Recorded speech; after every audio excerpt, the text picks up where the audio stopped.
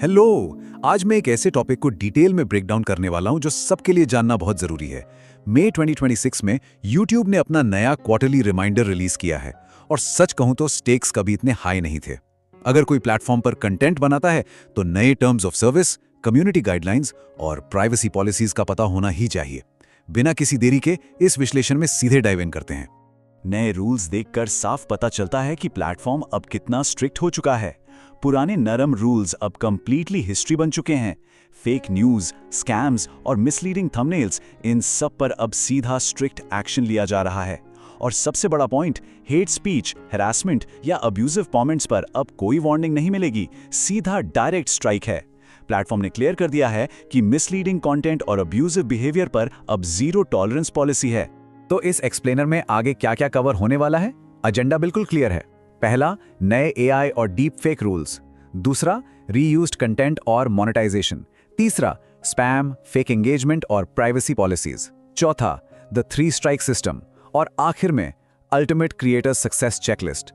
ये road map एकदम structured है ताकि सबको पता रहे कि डीमोनेटाइजेशन से बचने के लिए किन रूल्स को समझना सबसे ज्यादा जरूरी है। चलिए शुरू करते हैं पहले और आज के सबसे मेजर मॉडर्न थ्रेट से, AI and deep fake rules. आजकल आर्टिफिशियल इंटेलिजेंस एक बहुत बड़ा टूल बन चुका है, राइट? पर ट्रांसपेरेंट AI और मिसलीडिंग डीप फेक्स के बीच का फर्क समझना अब बेहद जरूरी है। एक तरफ है ट्रांसपेरेंट AI कंटेंट, मतलब अगर AI यूज किया गया है और उसके बारे में ओपनली डिस्क्लोज किया गया है तो वो बिल्कुल अलाउड है। पर दूसरी तरफ स्टोरी एकदम अलग है, मिसलीडिंग डीप फेक्स। अगर बिना बताए किसी सेलिब्रिटी की फेक AI वॉइस या वीडियो बनाई जाती है तो ये हाईली रिस्की है। अलाउड और बैंड कंटेंट के बीच की लाइन अब बिल्कुल क्लियर ड्रॉ कर दी गई है। यहां हमेशा ध्यान में रखने वाली बात यह है कि डीप फेक मिसयूज का सीधा रिजल्ट होता है डीमोनेटाइजेशन या फिर सीधा चैनल रिमूवल। सबसे क्रूशियल पॉइंट यह है कि नए स्टैंडर्ड्स के मुताबिक AI कंटेंट को छुपाना लिटरली एक बहुत बड़ा खतरा है। अगर ट्रांसपेरेंसी नहीं है तो प्लेटफॉर्म एक्शन लेने में एक सेकंड भी वेस्ट नहीं करेगा। अब बढ़ते हैं अगले इंपॉर्टेंट सेक्शन पर, रीयूज्ड कंटेंट एंड मोनेटाइजेशन।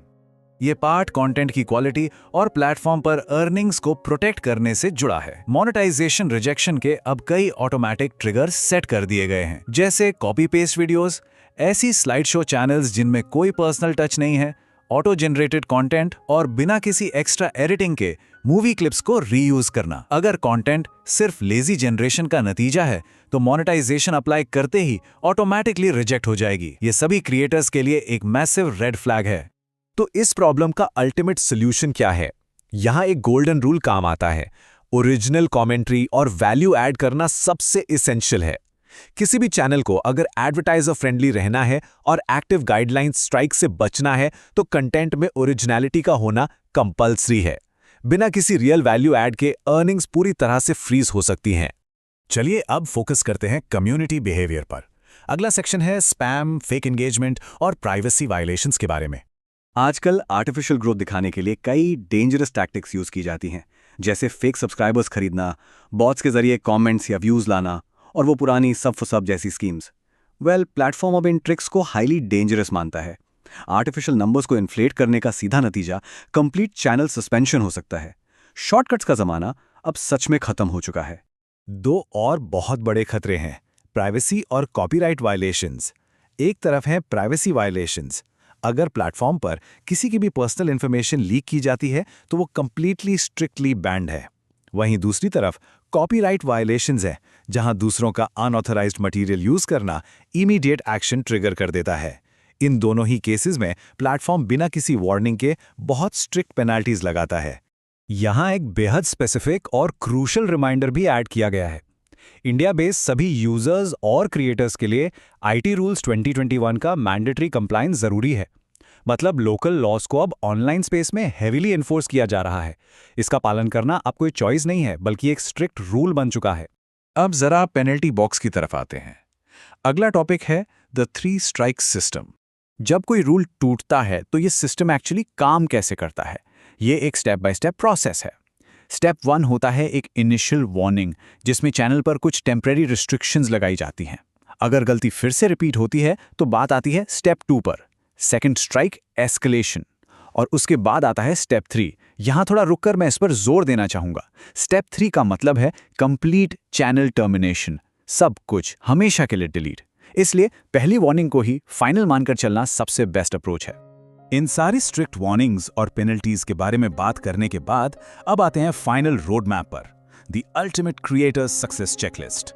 यहाँ फोकस इस बात पर है कि इन नए रूल्स के बावजूद प्लेटफॉर्म पे सक्सेसफुली ग्रो कैसे किया जाए। चलिए इस रैपिड फायर चेकलिस्ट को देखते हैं। हमेशा ओरिजिनल कंटेंट बनाएं, एआई का यूज हो तो बिल्कुल ट्रांसपेरेंट रहें, सिर्फ कॉपीराइट फ्री एसेट्स ही यूज करें, मिसलीडिंग थंबनेल से हमेशा दूर रहें, शॉर्ट्स फॉर्मेट में स्पैमिंग तो बिल्कुल भी नहीं करनी है और रीयूज्ड कंटेंट को पूरी तरह से स्किप कर देना है। ये लिस्ट बेसिकली इन नए रिगरस स्टैंडर्ड्स के अंदर एक प्रॉपर सर्वाइवल किट है।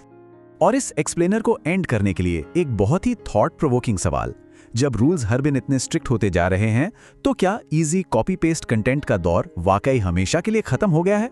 ये सच में सोचने वाली बात है। मई 2026 के ये रिगरस स्टैंडर्ड्स एक क्लियर इशारा दे रहे हैं कि आगे आने वाले टाइम में सिर्फ हाई क्वालिटी और ऑथेंटिक आवाजें ही सर्वाइव करेंगी। ये पूरा विश्लेषण यहीं खत्म होता है। कीप लर्निंग और इन रूल्स को ध्यान में जरूर रखें।